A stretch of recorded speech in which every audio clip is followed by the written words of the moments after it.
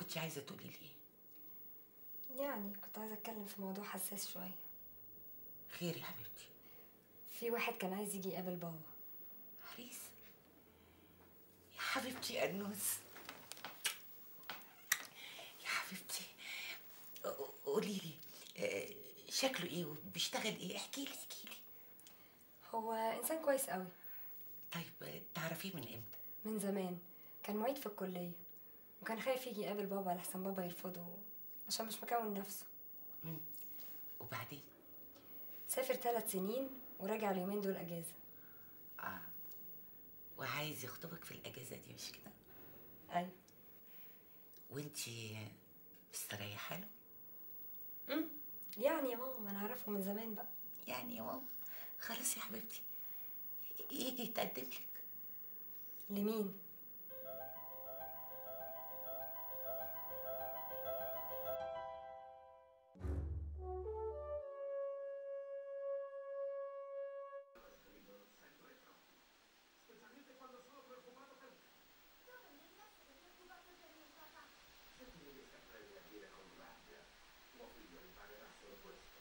طب يا دكتور احمد، الناس هيروحوا يناموا واحنا ان شاء الله هنتوكل الصبح.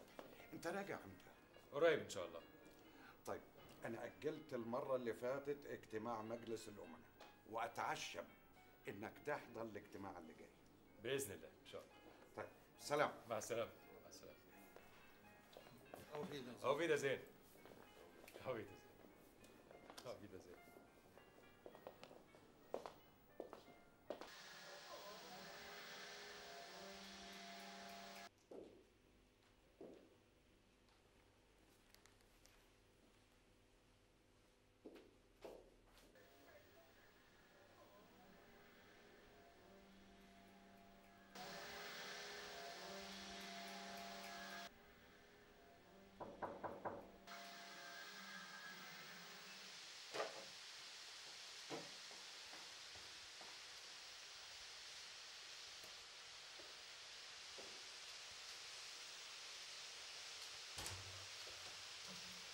عشيتي؟ ايوه.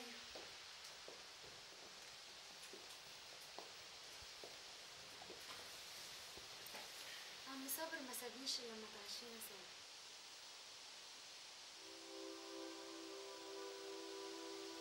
انت عارفه مين اللي كانت مع الدكتور فخر؟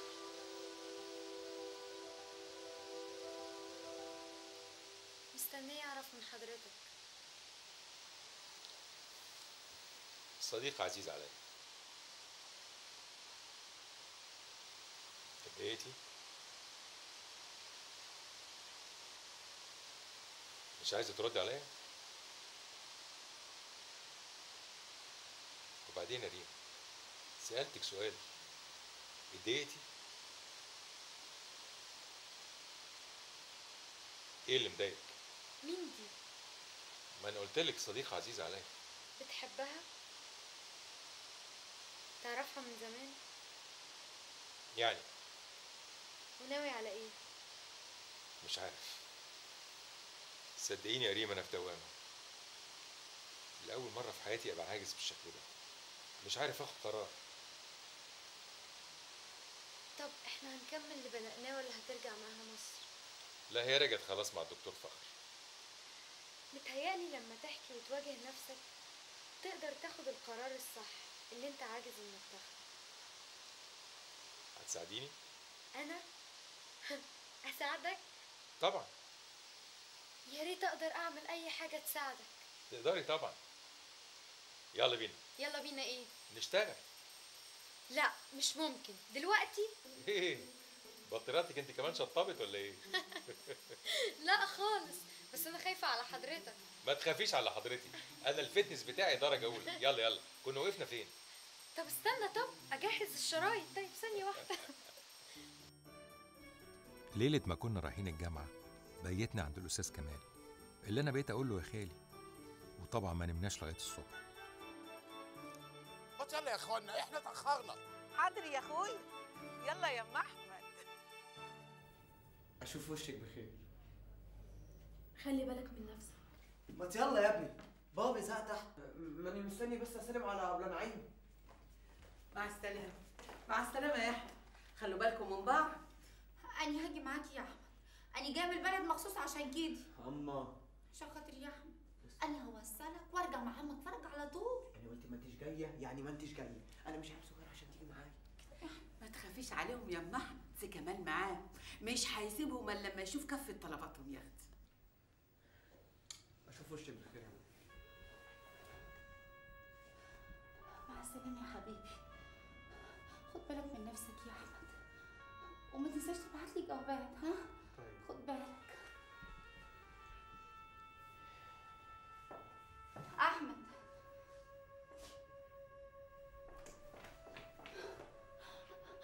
أشوف وشك بخير يا دناي، خد بالك من نفسك يا حبيبي، هتوحشني. ما فاهم خلاص.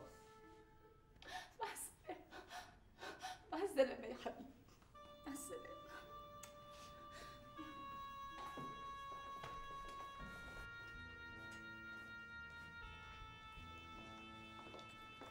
مع السلامة يا حبيبي، مع السلامة، مع ألف سلامة، لا إله إلا الله محمد رسول الله. بالسلامة يا حبيبي، خد بالك على نفسك. بالسلامة يا أحمد. أحمد ما تنساش الجوابات. طيب مع السلامة يا حبيبي، ربنا معاك يا أحمد، ربنا معاك. مع الف سلامه. مع السلامة يا حبيبي.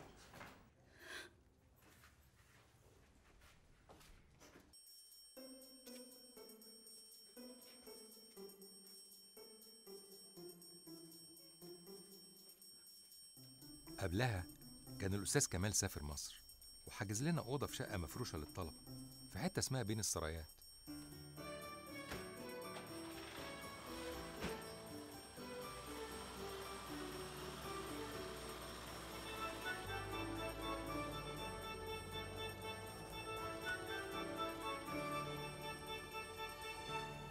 هي دي بقى بين السرايات؟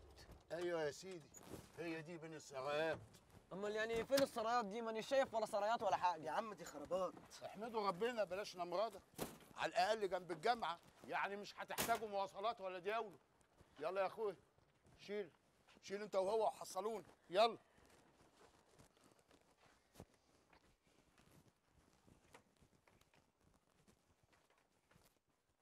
يا ساتر يا ساتر. السلام عليكم استاذ عبد الواحد. عليكم السلام ورحمة الله وبركاته. ازيك يا استاذ محسن؟ أهلا وسهلا يا أستاذ كمال، إزي حضرتك؟ انا جبت الجماعه معايا هم. اهم وصل.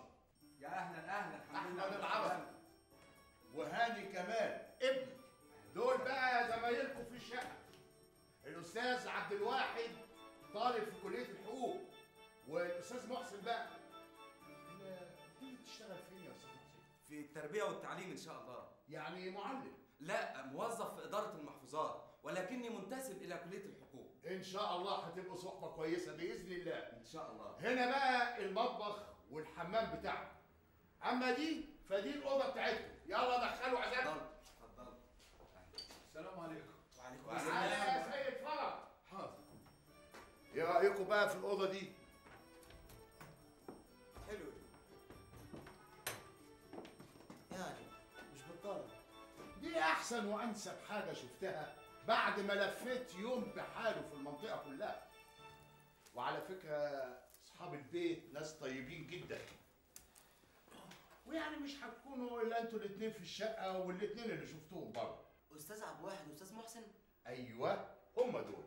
الشقه التانيه بقى اللي شفتها فيها 6 و7 اولاد مع بعض، وانا عايزكم هنا مالكوش دعوه بحد، يعني مذاكره وبس، فاهمين؟ امال هناكل ازاي بقى؟ لا، الاكل ده بقى سيبوه لنا، ده الاكل ده لعبتي، ده انا هطبخ لكم. والله يا احمد هاي. امال ايه؟ انا خليت امي تعملي لسته بكل انواع الاكل وطريقه طبخ كل نوع. ولو ضاقت بيكم المدينه الجامعيه جنبكم اهي، تجيبوا بنات من المطعم اللي فيها تاكلوا فيه واسعاره كويسه. انا عايزك تطمن يا خال، الاكل ده اخر حاجه نفكر فيها. نعم يا اخويا، ايه رايك بقى ان الاكل ده اهم حاجه؟ احنا جايبين معانا الزواده دي، وقبل ما تخلص هيكون معاكم زواده غيرها. ادخل. السلام عليكم.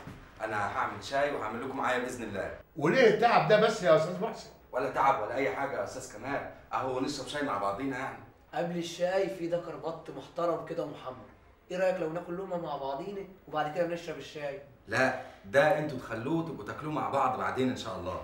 ايه يا استاذ محسن بس ما تخافش، ده دكر بط كبير، مامي مزغطاه من يانا وان شاء الله يكفي. وهو يبقى يا سيدي عيش وملح مع بعضينا. لا اذا كان علشان العيش والملح يبقى واجب علينا جبر الذات. طب اتفضل بقى يا استاذ محسن. بقول لك ايه، طلع الرز والمخلل والحاجات دي عقبال ما نادي الاستاذ عبد الواحد يجي ياكل لقمه معانا. حاضر. اتفضل يا استاذ. إذا كان الثابت من واجعة الدعوة كما أوردها الحكم أن ضابط المباحث حرر محضرا ذكر فيه أنه علم من تحرياته السرية أن المتهم يتجر في المواد المخدرة وطلب من النيابة إصدار الإجراء، وكان المتهم لم يدفع أمام محكمة الموضوع ببطلان التفتيش، فإن ما يثيره بعد حول صحة التفتيش من أن محضر التحريات الذي تأسس عليه الإذن غير صحيح، إذ أن ضابط البوليس الذي كلف بإجراء التفتيش طلب إليه الإرشاد عن منزله، ذلك لا يكون مقبولا أمام محكمة. استاذ عبد الواحد. إيه؟ في إيه؟ أنت مضلم المكان ليه كده من حواليك؟ يا راجل في لمبتين جايدين في الأوضة وتبقى ضلمة. مش قصدي يعني، قصدي على نور ربنا. أصلي لو فتحت الشباك بيجيب دوشة تخرجني من المذاكرة. طب بقول لك إيه، ما تقوم تاكل لقمة معانا؟ لا أني فطرت الصبح متشكر جو. الصبح إيه ده، إحنا بين الظهر. أني بتغدى الساعة 3:30، الساعة دلوقتي لسه الساعة 2. يا عم قوم كل لقمة معانا عشان يبقى عيش وملح. طبعا هيبقى بناتنا عيش وملح، بس أنت قلت لي اسمك إيه؟ أحمد العربي. شوف يا أستاذ أحمد العربي، أني عامل لنفسي جدول ومش ناوي أحيد عنه خالص إن شاء الله يعني، وبما إننا هنعيش في شقة واحدة يبقى لازما كل واحد فينا يساعد زميله على تحقيق الجدول بتاعه. ايوه صح الجدول، بس انا كنت عايز اقول لك ان امي كانت بعتلنا دكر بط، كان نفسي تشاركنا فيه، لكن بقى لكن ايه يا استاذ احمد العربي؟ البط بالذات ما فيهش لكن. طب ما يلا يا راجل، زمانهم بدأوا من غيرنا. يبدأوا من غيرنا كيف؟ دي تبقى مصيبة، يلا يا راجل يلا بسرعة يلا.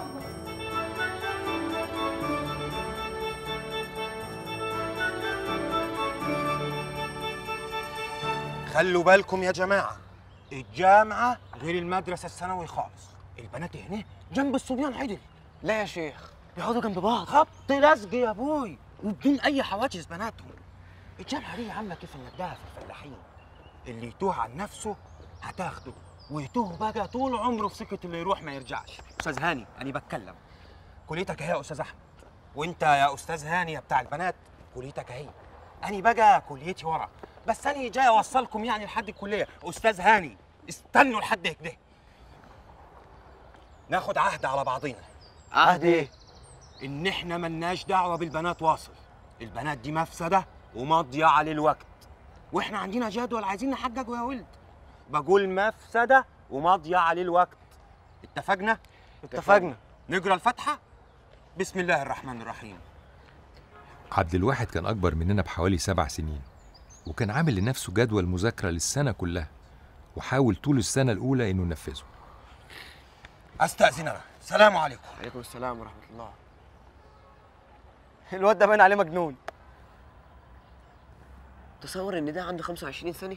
أستاذ محسن قال لي إن عنده 25 سنة. 25 سنة؟ 25 سنة وفي أولى حقوق؟ ايوه. الظاهر كده إن عنده ظروف. وهي ايه الظروف دي بقى؟ عم مصيرنا هنعرفها، بس باين عليه طيب قوي. يا عم ده مصمم يقول لك يا استاذ ويقول لي يا استاذ. استاذ يا عم، الراجل بيحترمني. احترام؟ دي قلة أدب، أنا عمري ما حد قال لي يا أستاذ ولا عايز حد يقولها لي، اتفقنا؟ واحدة واحدة، كل حاجة هتيجي على مهلها كده وهناخد على بعضينا. دلوقتي أهم حاجة تروح على كليتك. بقول لك إيه، مالكش دعوة بالبنات خالص، تنقل جدول المحاضرات ونتوكل على الله.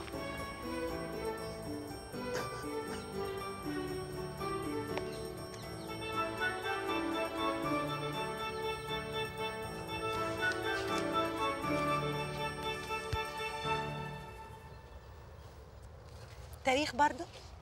ايوه. اشمعنى؟ هو ايه اللي اشمعنى؟ يعني انت اللي اخترته ولا مجموعك اللي رماك؟ لا انا اللي اخترته طبعا.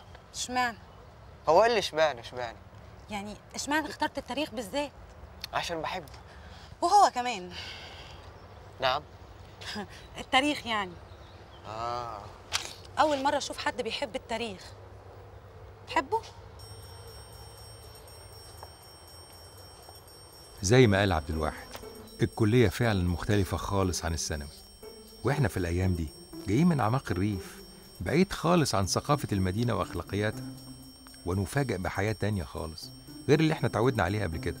حياة مفتوحة متحررة من كل العقد اللي كانت معششة جوانا.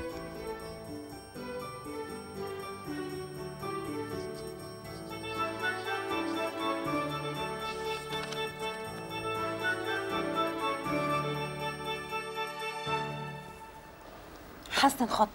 ايه؟ حسن خطك اللي عامل زي نبش الفراخ ده، مش هعرف اقراه. تقريه؟ وانت هتقري ليه من اساسه؟ ازاي بقى؟ مش هاخد منك الكشكول عشان انقل المحاضره؟ يلا اكتب بتأني وصلح خطك.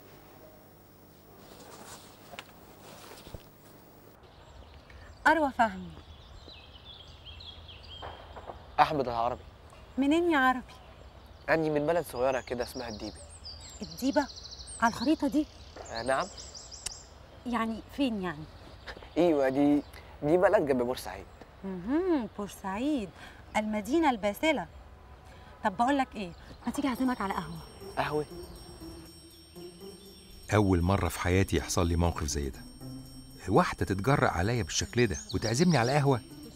أنا لغاية الوقت ده ما كنتش دقت القهوة أصلا، وأعرف إن القهوة دي بيشربها الكبار بس، لكن اتكسفت أقول لها الكلام ده، خصوصا وهي واضح إنها متعودة عليها.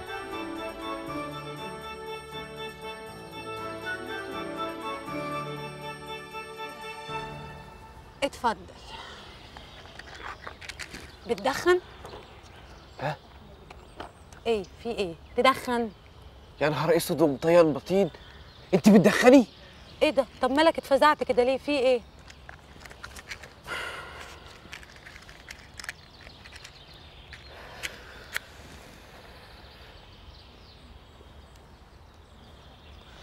قولي يا سيدي بقى، انت بتحب التاريخ؟ ايوه بحبه. ايه نوع الحب ده؟ يعني ايه نوع الحب؟ هو الحب انواع ولا ايه؟ طبعا التاريخ ممكن بالنسبه لك يبقى حكايه مشوقه وساعات ممله،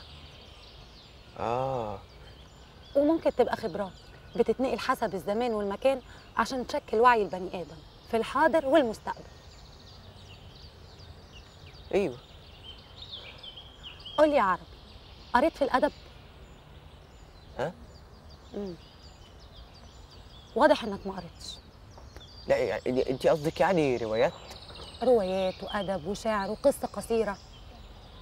هو انا كنت قريت للدكتور طه حسين والاستاذ عبد الحليم عبد الله، بس حاجات صغيره كده. في كاتب مهم قوي في الروايه اسمه نجيب محفوظ، قريت له؟ ايوه سمعت عليه. ويوسف ادريس في القصه القصيره، وصلاح عبد الصبور في الشعر. ايه انت ما بتشربش قهوتك ليه؟ لا ماني هشرب اهو. اسمع يا عربي، احنا نتفق اتفاق، انت تديني المحاضرات اللي بتكتبها انقلها، وانا اديك كتب تقراها. ايه رايك في الاتفاق ده؟ انا كنت عايز اسالك سؤال. حقك. هو انت ليه ما بتكتبيش المحاضرات زي الطلبه؟ ما هو حاجه من الاتنين، يسمع يكتب. انا ما اعرفش اعمل الاتنين مع بعض، عشان كده بفضل اسمع الدكتور وافهم هو بيقول ايه، وانت بتفضل تكتب، صح؟ صح. طيب بعد كده بقى ابقى اصلح خطك اللي عامل زي نكش الفراخ ده، فاهم؟ ايوه فاهم. انت واضح ان انت مش هتشرب القهوه، يلا عشان ميعاد المحاضره التانيه يا دوب.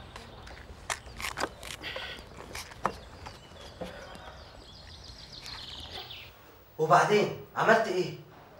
مالي يا بليه، اتفقت معاها ان هي تديني كتب اقراها وانا اديها المحاضرات تنقلي. يا بختك يا احمد. حلوه؟ والله هي من ناحيه حلوه فهي حلوه، بس عامله كده زي الولاد وبتتصرف زيهم ولا بيهمها اي حاجه. بتحبها؟ احب ايه يا ابني؟ بقول لك بتشرب سجاير وقهوه. طب وايه المشكله؟ الستات عندنا في بورسعيد بيشربوا سجاير وقهوه. لا ده انا اول مره في حياتي اشوف حاجه زي كده. ده الظاهر بقى ان كلام عبد واحد صح. يعني ايه؟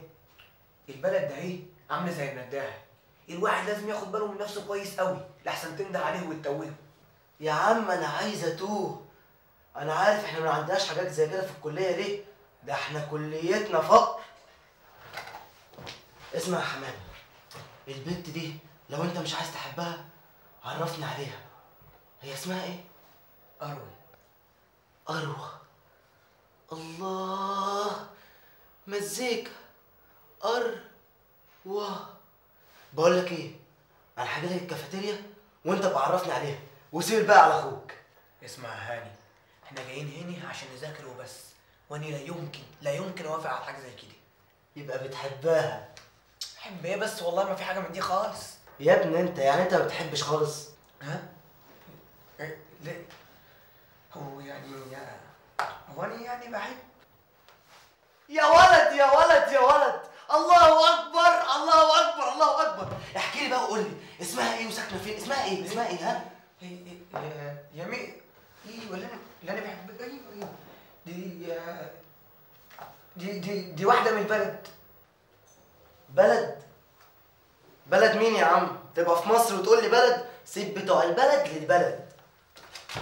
يا جماعه مش عارفين نذاكر. تعالى يا استاذ عبد الواحد، شوف الاستاذ عمل ايه. ايه يا استاذ هاني الغاغه اللي عاملينها في نص الليل دي؟ مش عارفين نذاكر يا اخي. قبل ما تذاكر تعالى شوف المصيبه اللي عملها الاستاذ. مصيبه؟ مصيبه ايه يا ساتر يا رب؟ احنا مش تعهدنا وجرينا الفاتحه النهارده ان ملناش دعوه بالبنات واصل؟ ايوه حصل. الاستاذ بقى النهارده اتعرف على واحده بتشرب قهوه وسجاير وقعد معاها طول النهار في الكافيتيريا. لا اعوذ بالله. واسمها أروى. ايه؟ اسمها ايه؟ أروى. عمرك سمعت اسم كده؟ لا. الكلام ده حصل يا استاذ احمد؟ استاذ عبد الواحد، أروى زميله فاضله. يعني بنت ولا مش بنت؟ هاني قول له استاذ عبد الواحد كل حاجه، ما تخبيش عليه، ده عهد وقالين عليه فتحه. ولا ايه يا استاذ عبد الواحد؟ صح يا استاذ هاني. شكلها ايه البت دي يا استاذ احمد؟ بقول لك قمر، وبتشرب سجاير وعامله زي الولاد وبتلبس ضيق وعلى الموضه. انت شفتها؟ من كلامه عنها. وكلمت؟ يوه، بقول لك قعدوا طول النهار يتكلموا في الكافيتيريا. والمحاضرات؟ لا يا استاذ عبد الواحد، احنا حضرنا المحاضرات. أروى دي بنت ممتازه ومثقفه كمان. مثقفه كيف يعني؟ يا استاذ عبد الواحد دي كلمتني كلام عن التاريخ والثوره عمري ما سمعته من مدرس التاريخ ذات نفسه. ايه رايك بقى؟ مش دي تبقى النداهه؟ انا شخصيا ما اقدرش احكم شفوي كده. يعني ايه؟ يعني لازم اعاين بنفسي واشوف علشان اقدر احكم وهي قلبي مطمن. أنا راجل جنون، يعني شهادتي لازم أن تكون على حد وجنونية. جنونية؟ بيقول لك جنونية وعامل لي فيها مفتي وعهد وفتحة. ده انت طلعت عيني كلام يا جدع. أستاذ هاني. أنا أستاذ بلا بتاع، بعد كده أنا أقول لك يا عبد واحد وأنت تقول لي هاني وخلاص. لا بلاش تقول لي يا عبد واحد، بل خلي المجامات دايما ما بيننا.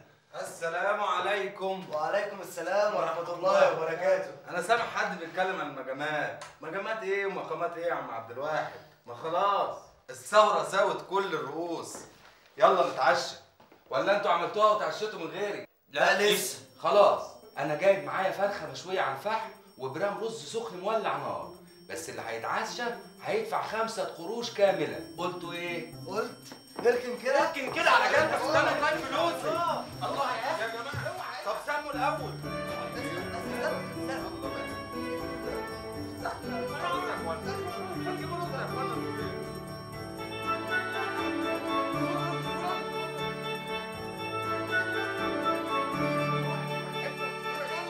الليلة دي كل الحواجز اللي بينا اتكسرت. القشرة الرفيعة اللي كانت عاملة فاصل انزاحت، وبقينا اصحاب طول فترة الدراسة بالرغم من فرق السن اللي بينا وبينهم. استنى بقى شوية، ما تاكلنيش في الكلام. أروى دي ايه حكايتها بالظبط؟ كانت بنت جدعة قوي وبقينا اصحاب قوي. كان ليها فضل كبير عليا، فتحت عينيا على الثقافة والسياسة في فترة من أهم فترات تاريخ مصر والعالم العربي كله. مين اللي طالبك في وقت زي ده؟ اكيد حاتم. هو لما بيلاقي الاوضه منوره بيكلمني على طول. الو. ايوه يا حاتم. ها خلصت شغلك؟ لا لسه ما خلصتش. عاوز ايه ده؟ مش عارفه. طب قولي له ايه؟ قولي له يجي، انا عايزه. طب حاتم بابا بيقول لك تعالى. اجي فين يا ريم؟ انا كنت عايز اكلمك في موضوع مش هينفع في الوقت ده. حاضر طيب انا جاي. وهيكون عايز منك ايه الولد ده؟ انا عارفه يا بابا، ما انا قاعده مع حضرتك اهو. وازاي اصلا يجرؤ يكلمك في ساعه زي دي؟ طب وفيها ايه يعني؟ ما هو عارف ان انا صاحيه. عارف منين؟ من النور بتاع الاوضه يا بابا، لما بيلاقيه منور بيعرف اني رجعت من عند حضرتك وبيكلمني. يعني عملها قبل كده. ايوه. وبتكلموا في ايه بقى؟ حاجات عاديه جدا يا بابا. انت ناسي انه صديقي من زمان ولا ايه؟ صديقك؟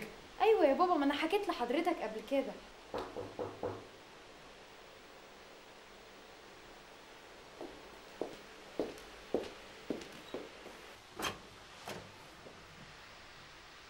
مساء الخير يا فندم. مساء الخير ايه؟ قول صباح الخير. في الحقيقه اصل ايه؟ انت هتفضل واقف كده؟ خش. ايه بقى الحاجه المهمه اللي كنت عايز تقولها لريم؟ الحقيقه يا فندم انا كنت جاي اوري ريم حاجه ايه دي؟ انا اسف، انا عارف ان الوقت متاخر، بس انا لما شفت نور اوضتها مولع عرفت انها صاحيه. قول لي باختصار ايه هي الحاجه المهمه قوي اللي تخليك تيجي تقولها لريم في ساعه زي دي؟ اتفضل حضرتك. ايه ده؟ اتفضل حضرتك افتحه على الصفحه الرابعه.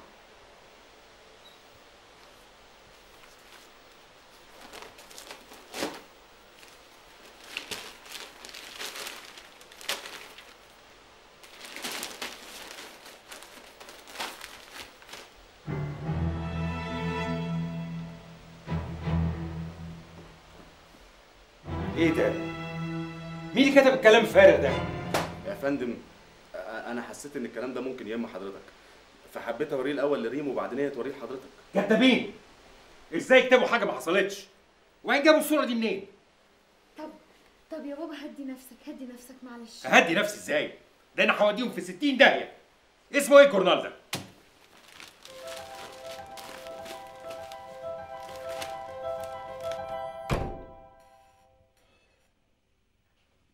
الكلام ده كله مش مظبوط.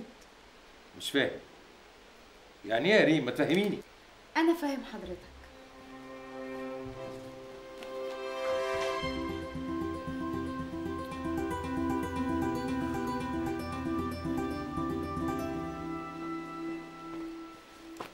الجورنال ده نشر خبر من اسبوع بيقول ان حضرتك مش موجود، وشويه كلام كده مش مظبوط.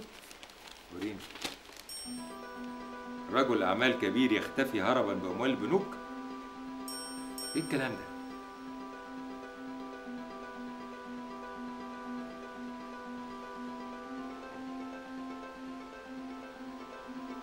ايه ده؟ الكلام ده اتنشر امتى؟ الكلام ده اتنشر في العدد اللي فات على طول، يعني من حوالي اسبوع. هي دي نفس الجريده؟ ايوه. بس ايه معنى الكلام ده؟ اكيد حد اتصل بالجريده نفسها وعمل التحقيق التاني علشان يكذب بيه الخبر الاولاني. يعني كذاب بيكذب كذاب. ايوه يا بابا، مع انهم مش ذاكرين الاسم لكن الاشاره لحضرتك واضحه خالص.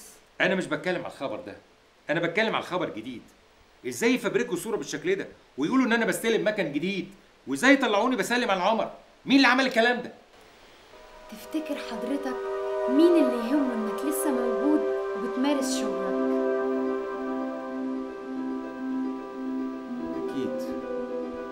اكيد ماهر هو اللي عمل كده.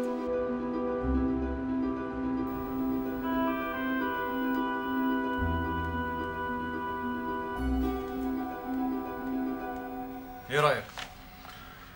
هي دي المحاولة اللي كنت بتقول عليها؟ هي، ونفس الكلام منشور في جريدتين من الكبار بس من غير صور. كده يبقى ردنا على التحقيق اللي فات. ايوه. وكده برضو ما تخافش من اجتماع الممولين اللي احنا اجلناه قبل كده. صح، بس تفتكر ده هيعجب الدكتور؟ وهو فين الدكتور؟ ما هو سايبنا لايصين ورايح يستجم. انت عرفت مكانه؟ طبعا. وعرفت كمان ان الدكتور غازي راح له هناك مع الوفد الالماني ومضوا بروتوكول توأمة بيننا وبين جامعه شتوتجارت. انا مش فاهم وقعد هناك بيعمل ايه وسايبنا هنا. انت عملت ايه مع ابراهيم زيدان؟ ولا حاجه. انت قلت لي انه كلمك في شغل. ايوه مظبوط. وصلتوا من حاجه؟ لسه. الو. اهلا اهلا. صباح الفل. ازاي حضرتك النهارده؟ في جريده اسمها همسات نشره كلام غريب جدا. ايوه، قريت المقال والجريده قدامي اهي. اذا كان بابا انا عايز اكلمه. الحقيقه مش عارف اقول لحضرتك ايه. يعني ايه مش عارف يا صبحي؟ امال مين اللي عارف؟ مين اللي اداهم الصور بتاعتي وصور المكن؟ وبعدين ايه الجريده الحقيره اللي انتوا ناشرين فيها دي؟ تنشروا فيها كلام على الدكتور احمد العربي؟ انا قلت مليون مره ما حدش ينشر اي حاجه عني ولا عن شركاتي الا لما ياخد رايي.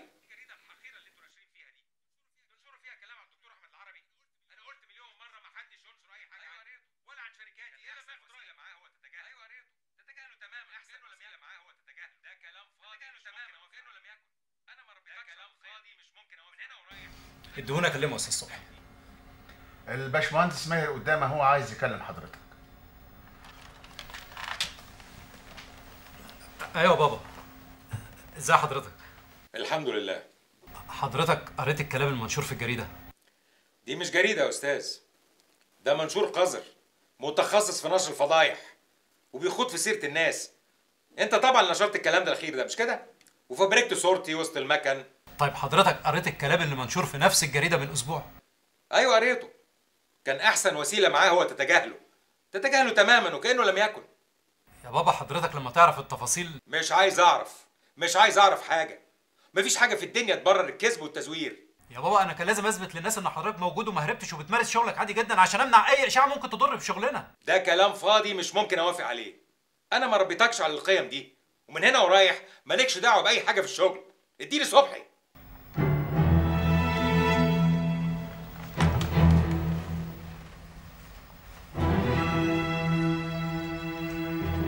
ايوه يا دكتور.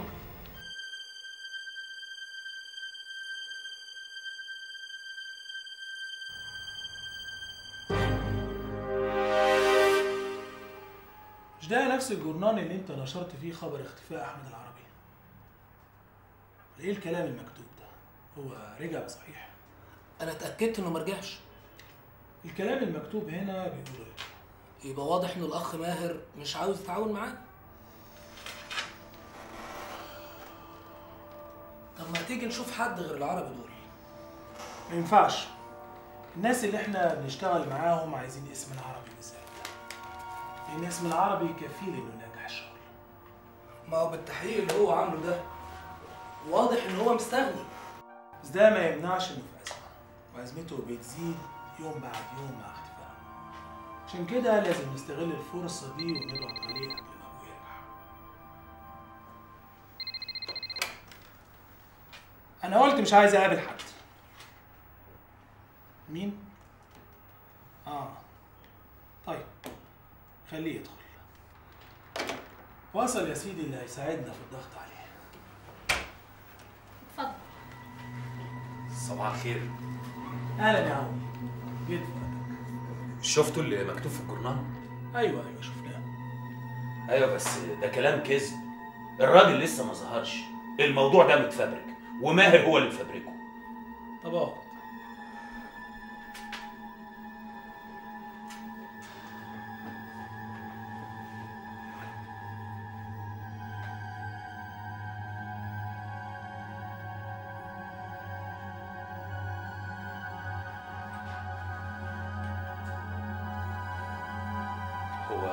في ايه؟ قول لي يا عمر، انت متجوز بقى؟ يعني بقالي 8 سنين اهو. كتير. مش فاهم. انت قلت لي ان انت عايز تشتغل معايا، مش كده؟ يا ريت. ممكن نجربك في المهمه دي. ارجوك تجربني يا عمنا.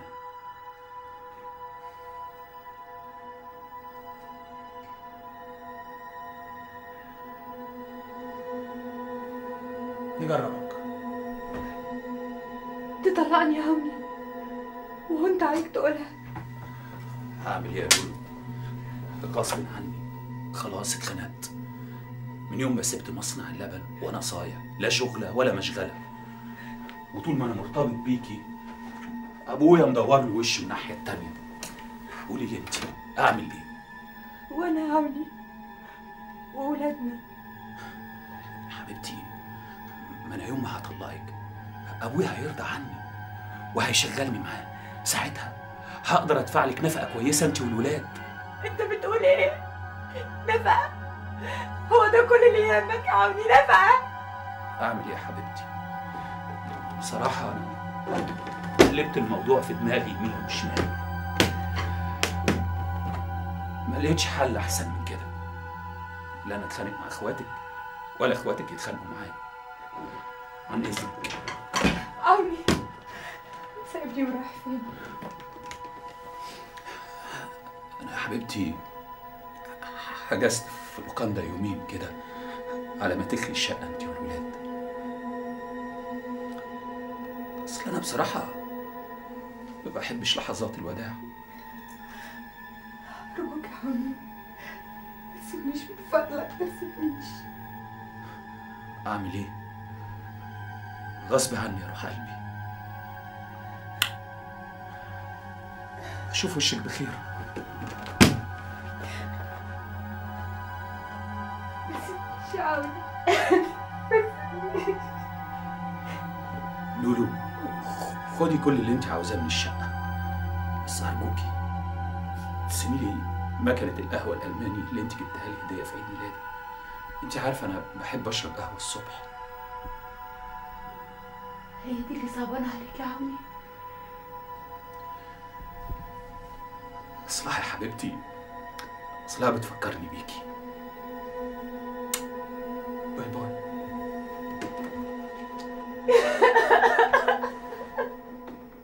انت بتقولي ايه يا بنت؟ ميراث ايه اللي بتتكلمي عنه؟ ميراث يا ماما، نصيبي في ثروة بابا، ولا انا ماليش نصيب زي ماهر وعمر ولا حتى ايناس. انت اتجننتي يا رانيا؟ لا يا ماما انا ما اتجننتش. عوني ساب البيت وهيطلقني. احسن بالنسبه لحضرتك، انما بالنسبه لي انا لا. وبعدين من الاخر كده يا ماما، عشان ما نلفش وندور حوالين بعض، في حل من الاتنين: يا اما عوني يرجع لمصنع اللبن زي ما كان وعمر يسيبه، ها، يا اما ايه؟ كملي. يا اما هضطر ارفع قضيه حجر على بابا واطالب بحقي في الميراث.